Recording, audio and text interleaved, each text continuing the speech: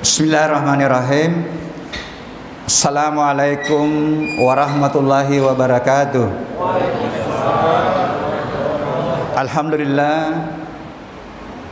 Alhamdulillahillazi khalaqal insana min sulalatin min tin. Asyhadu an la ilaha illallah wahdahu la syarikalah wa asyhadu anna Muhammadan abduhu wa rasulullah nabiyya ba'da. Hadirin sidang jamaah syuhur, para sivitas akademika, stikes, ikes, oh sudah. Alhamdulillah. Ikes Muhammadiyah Sidrap yang insya Allah dimuliakan Allah. Saya yakin mungkin hadir ada unsur yayasan, ada ketua, ada Pak Ketua. Mohon izin Pak Ketua, ini untuk sharing. Sebenarnya berat saya berdiri, tetapi saya selalu ingat waktu saya pergi menatar, ini dibudayakan setiap sholat zuhur itu ada kultum. Mungkin mudah-mudahan nanti kultumnya jadi kultum 17 menit.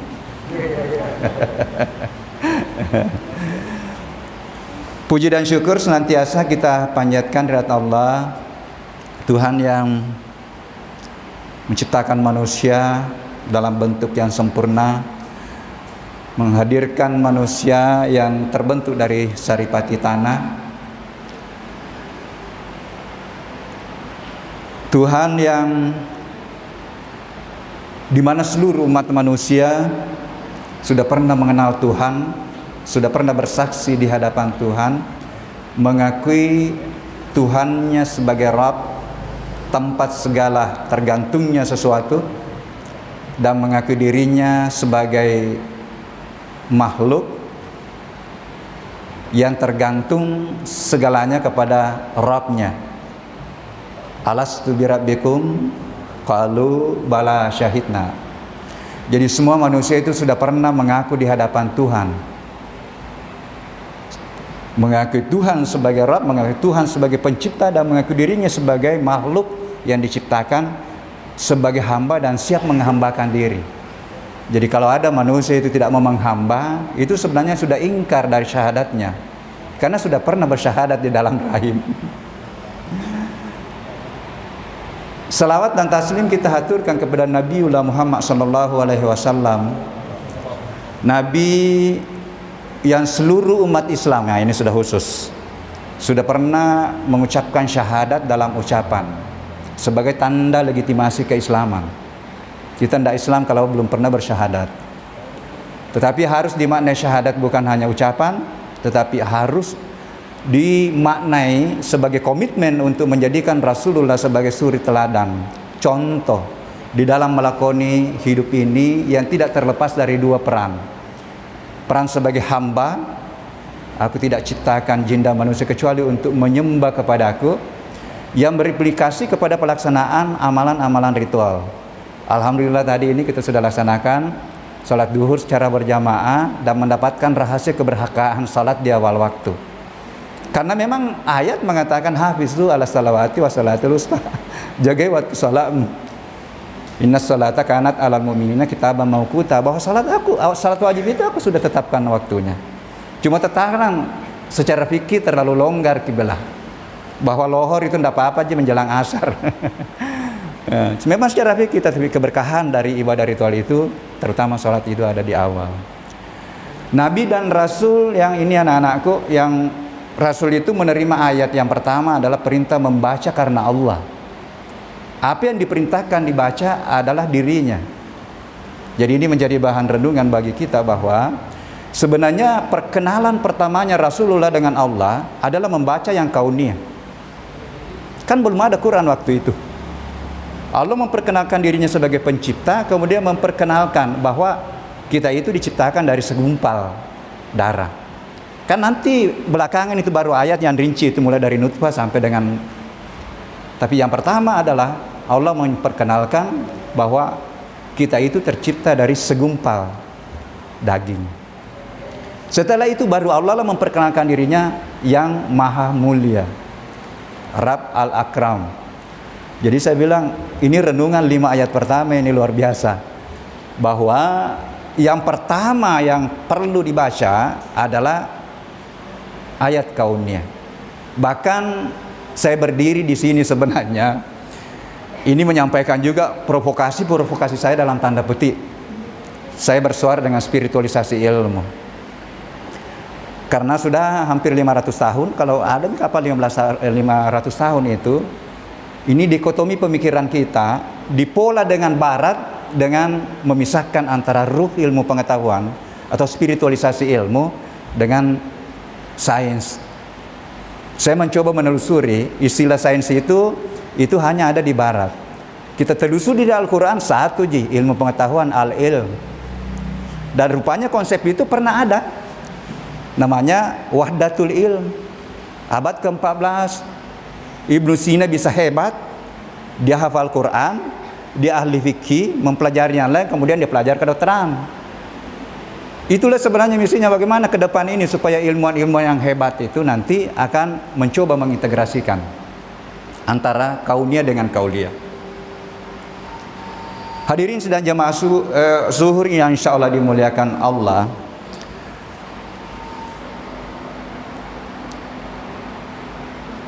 Sekolah ini sudah ada tanda-tanda bahwa disinilah akan hadir orang-orang yang dimuliakan oleh Allah. Kita harus yakin, yarfa'illahil ladzina amanu minkum wal ladzina utul ilma darajat, bahwa orang yang menuntut ilmu itu yakin bahwa akan diangkat derajatnya. Tetapi biasa ditanyakan mahasiswa, kenapa pada itu panjang titelnya? Tetapi dia terjerumus juga dalam hal-hal yang tidak baik. Saya bilang memang Allah tidak mengatakan aku akan angkat derajatnya yang panjang titelnya. Disinilah ada hakikat di balik ilmu itu sebenarnya, bahwa ilmuwan di dalam Al-Quran adalah takut kepada Allah. Jadi definisi ilmuwan di dalam Al-Quran adalah takut kepada Allah. Jadi kalau ada ilmuwan yang tidak takut kepada Allah, itu dia bukan ilmuwan berdasarkan definisi Al-Quran. Ini ya. Nah, apa itu spiritualisasi ilmu? Yang saya yakin bahwa memang tidak mudah, tidak mudah untuk bagaimana memformat kembali ilmu untuk mengembalikan ruhnya. Karena sudah berlapis-lapis guru besar dihasilkan, bayangkan kalau sudah 500 tahun. Kan abad ke-14 kan puncak kejayaan ilmu. Nah, yang perlu kita lakukan adalah memang harus kita paham untuk melakukan suatu rekonstruksi, mulai dari merekonstruksi filsafat. Apanya yang direkonstruksi? Kita belajar filsafat tidak terlepas dari 3 kan kajian itu ya, filsafat ilmu. Ada ontologinya kan? Ontologi itu berbicara mengenai materi kajian. Kalau di sini misalnya materi tentang kesehatan. Tetapi di balik ontologi itu ada namanya objek formal, sudut pandang. Sudut pandang inilah mudah-mudahan kita bisa sepakat bahwa apapun ilmu yang kita kaji, sudut pandangnya adalah jalan untuk mengenal Tuhan dan mendekat kepada Tuhan. Hakikinya ilmu. Saya ilmu pertanian. Saya bisa kenal Tuhan melalui fotosintesis. Saya bisa kenal Tuhan melalui daun. Saya bisa kenal Tuhan di atmosfer. Dan dengan itu nanti bagaimana mendekat, manfaatkan ilmu dengan baik untuk berbuat baik, berbuat banyak terhadap manusia, terhadap alam. Insya Allah jalan pendekatan itu. Aktualkan sifat-sifat Allah di dalam kehidupan kita, sifat-sifat mulia kita yang sudah inherent dalam tubuh. Saya bilang makin banyak sifat-sifat mulia Tuhan yang inherent dalam tubuh diaktualkan dalam kehidupan, makin dekatlah kita dengan Tuhan. Karena sudah ada semua, kita miliki anak-anakku ini ada semua potensi kecerdasan. Jadi mohon maaf, di depan kelas sekarang saya tidak pernah katakan bahwa anak yang bodoh. Potensi dasarnya manusia itu sama. Potensi dasarnya. Apa alasan saya katakan potensi dasar sama? Karena semua yang duduk di sini berasal dari satu sel yang disebut dengan stem cell atau zygote. Lebih paham. Semuanya kita, tubuh fisik kita berasal dari satu sel yang membelah kemudian menjadilah triliunan sel. Salah satu referensi yang saya baca itu 1 kilogram berat badan mengandung 1 triliun sel. Dan kalau kita kaji ke dalam sampai mitokondria, di situ sampai kepada gelombang-gelombang virtualnya, di situlah kita ketemukan kebesaran Allah yang tidak bisa dijelaskan lagi oleh ilmu pengetahuan. Jadi anak-anakku semua bisa jadi profesor, karena saya juga ada berasal dari satu sel namanya stem cell. Semuanya kita mendapatkan potensi kemuliaan dan potensi kecerdasan pada Tuhan yang satu. Summa sawwahu wa nafaha fihi min ruhihi wa ja'ala lakum sam'a wal absara wal afida qalilan ma tashkurun. Berasal dari ruh Tuhan yang sama. Ruh bisa berarti sifat, bisa berarti perbuatan, bisa berarti kecerdasan. Semuanya kita dapat tupan ruh dari yang sama. Jadi saya bilang potensi dasarnya manusia. Nah, apa yang membedakan nanti adalah keseriusan kita untuk memanfaatkan 3 alat. Tul, penglihatan, pendengaran, dan qalbu. Luar biasa sekarang qalbu ini sudah terungkap lagi bahwa dia mengandung neuron. Kurang lebih 40.000 neuron. Jadi dia berpikir, saya bilang sebenarnya ketemu apa kata Tuhan? Kata Tuhan memang yang paham itu kalbu, bukan ini, yang paham adalah kalbu. Nah, ketika yang paham adalah kalbu, bisa nanti dibawa bagaimana strategi pembelajaran, bahwa sentuhlah kambunya anak didik kita ketika mengajar. Bukan hanya sentuh ini. Karena hanya dia disentuh ini, itu biasa hanya tinggal saja. Kalau sudah didengar, sudah hilang. Tapi ketika dia meresap di kalbunya, dia mempertebal neuron kalbunya, insya Allah itulah yang akan nanti menjadi abadi dalam tanda petik pengetahuan yang diterima anak didik kita. Ini luar biasa sekarang ilmu pengetahuan ya. Hadirin sidang jamaah zuhur yang insya Allah dimuliakan Allah. Kemudian yang kedua adalah mengenai epistemologinya. Mohon maaf, ini disinilah banyak sekali yang pesimis, termasuk Profesor Nasir Nessa. Setelah saya suarakan, susah Prof, karena jalan untuk menemukan kebenaran ilmiah itu sudah diformat dengan pendekatan ilmiah. Termasuk katanya kriteria kebenaran kan sudah diformat, kriteria kebenaran itu rasional, empiris, dan universal. Saya mohon maaf Prof, apakah tidak berani kita untuk menambah satu lagi kriteria, misalnya ada kriteria spiritual. Apapun artinya 3 ini, kalau tidak ada unsur spiritualnya ilmu itu, kita sepakati bahwa itu bukan kebenaran. Bisa kan saya bilang? Kenapakah saya bilang kita tidak berani untuk mencoba membalik mukanya barat ke kita dengan konsep spiritualisasi? Sudah terlalu lama kita dijajah pikiran kita, dijajah. Padahal kita yang paling lengkap. Apa yang saya maksud sebenarnya spiritualisasi? Ketika berbicara kesehatan, misalnya, kita coba ngintip apa kata Tuhan terhadap kesehatan. Apa kata kearifan lokal? Karena spiritualitas itu adalah nilai universal yang bisa hadir melalui 2 jalur. Jalur religi dan jalur kearifan lokal. Ketika ini membungkus ilmu, insya Allah tidak ada di barat. Adakah negara di dunia ini yang memiliki keragaman kearifan lokal yang luar biasa?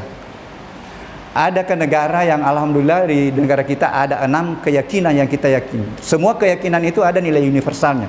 Saya kira tidak ada keyakinan yang tidak mengharapkan adanya kejujuran yang luntur di bangsa kita. Saya misalnya di pertanian, ketika saya bicara mengenai definisi pertanian, saya lihat apa kata Tuhan terhadap pemanfaatan sumber daya alam. Kutemukan 43 ayat yang mengatakan silakan cari rezeki tapi jangan berbuat kerusakan. Kulu washrabu min rizqillah wala ta'saw fil ardi mufsidin. Dengan hadirnya itu saya mencoba memformulasi ilmu pertanian yang diisi pikiran saya dulu, bahwa pertanian itu adalah upaya memanfaatkan sumber daya alam untuk memaksimalkan produksi. Saya mencoba meredefinisi ulang. Upaya memanfaatkan sumber daya alam untuk mengoptimalkan produksi. Apa optimal? Perhatikan kesehatan lingkungan, perhatikan kasihan konsumen yang makan. Karena tidak ada yang tahu itu. Kalau saya semprot bahan kimia kemudian saya kasih beli ke Pak Dr. Bambang, tidak ada yang tahu. Disinilah saya berpikir semua ilmu nanti harus ada etikanya. Pertanian harus ada etika lingkungan, etika produksi.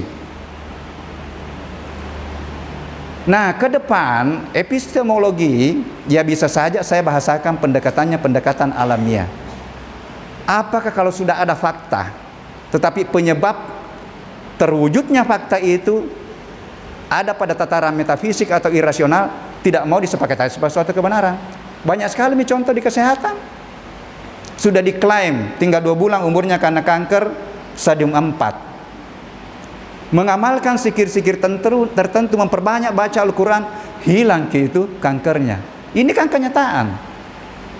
Barat tidak mau terima. Barat tidak mau terima karena katanya tidak rasional, dia tidak universal.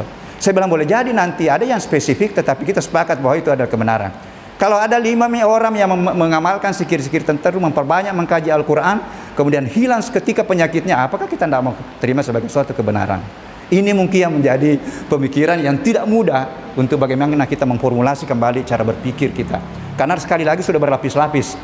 Banyaknya itu doktor kalau 500 tahun, banyaknya profesor. Kemudian ketiga dari aksiologinya, dari sisi bagaimana aspek etika dan estetikanya. Saya katakan begini, Barat itu dia hanya mengukur aspek etika dari aspek kemanusiaan. Tetap saya bilang tambahi kedua lagi. Bagaimana etikanya kepada alam, etika alamiah, dan bagaimana etika kepada Tuhan. Apa kata Tuhan di dalam mengelola alam. Jadi masukkan saya bilang 2 lagi. Ini mungkin dari sisi filsafat yang bisa nanti kita mudah-mudahan bisa menjadi bahan renungan untuk bagaimana memformulasi ilmu ke depan. Dan sudah ada contoh-contohnya di kesehatan sudah. Siapa yang tidak kenal Ibnu Sina? Yang saudara kita kasih nama Avicenna kan? Ada Al-Biruni. Saya mimpi bahwa kalau ini nanti bisa kembali, mungkin sekian tahun yang akan datang, mungkin belum, kita sudah tidak ada, tetapi minimal saya suarakan ini. Termasuk saya suarakan di pusat. Saya suarakan di pusat, saya bilang prasyarat guru besar, saya bilang mestinya yang digunakan adalah kajian-kajian kearifan lokal yang diintegrasikan dengan kajian-kajian agama. Itulah menjadi prasyarat untuk menjadi guru besar. Itu lebih banyak manfaatnya daripada prasyaratnya misalnya publikasi internasional. Harus kita lihat apa dampaknya sebenarnya itu. Apakah kita hanya sekedar mengejar predikat perguruan tinggi, atau kita mau bagaimana dampaknya terhadap bangsa kita. Saya promosikan juga sekarang bagaimana setiap indikator-indikator, apakah itu IPM atau indikator perguruan tinggi, mestinya saya bilang masuk ke indikator spiritual. Apa itu? Ada indikator budayanya, ada indikator-indikator yang terkait dengan agama. Ya, misalnya kalau IPM yang dimasukkan di situ kan misalnya salah satunya adalah indikator literasi. Saya bilang jangan hanya literasi Latin, termasuk literasi Quran. Karena ini sudah diteliti di bawah 50% umat Islam yang bisa baca Al-Quran. Bagaimana mau jadi panduan hidup kalau tidak bisa dibaca? Jadi ini anak-anakku tolong kalau mau jadi hebat, perbanyak kaji Al-Quran, baca Al-Quran, perbaiki pendekatanmu kepada Allah, anak-anakku akan mendapatkan ilmu yang hebat. Wattaqullah wa yu'allimukumullah. Bertakwalah kepadaku, aku yang memberikan ilmu. Siapakah pemilik ilmu? Allah. Ya. Jadi boleh jadi nanti sama-sama kita belajar, tetapi gagasan-gagasan kita pada tes-tes yang kita baca, kita mendapatkan pemahaman yang berbeda. Itulah yang disebut dengan hikmah sebenarnya. Yutil hikmah man yasha wa man yutal hikmah faqad utiya khairan katsira.